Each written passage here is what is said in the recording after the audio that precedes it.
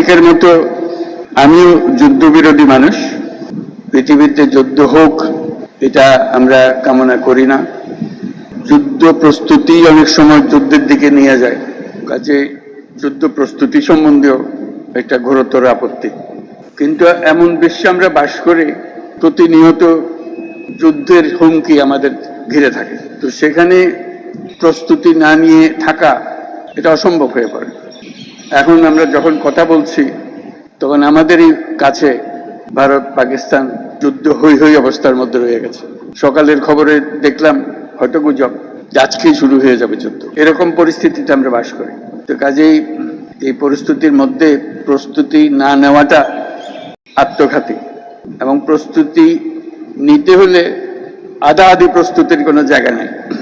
বিগত সরকারের যথেচ্ছাচারের কারণে যা ছিল তাও লুটপাট হয়ে গেছে। এই পরিস্থিতিতে আমাদের সামগ্রিক স্ট্র্যাটেজি শান্তির দিকে আমাদের হাত বাড়িয়ে রাখতে হবে, সবসময় ঠিক করতে হবে, প্রস্তুতিতেও থাকতে হবে। এই পরিস্থিতিতে আপনাদের সঙ্গে দেখা করে আপনাদের আজকের মহড়াগুলো দেখে খুবই ভালো লাগলো। এগুলো আমরা সিনেমাতে দেখি, বাস্তবে দেখার খুব একটা সুযোগ হয় না। আজকে আপনাদের কারণে সেটা বাস্তবে দেখলাম।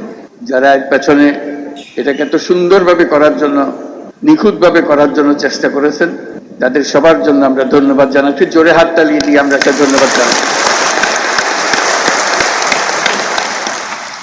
এতে আমাদের সাহস বাড়ে যে আমাদের এই ছেলে মেয়েরা এরকম দুর্দান্তভাবে প্রস্তুতি নিতে পারে, কঠিন সমস্যার মোকাবেলা করতে পারে, এটা দেখে বুক ভরে যায়।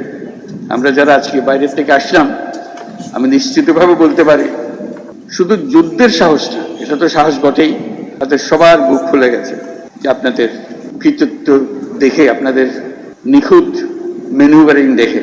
কাজে সেই অনুভূতিটা আপনাদেরকে জানিয়ে গেলাম।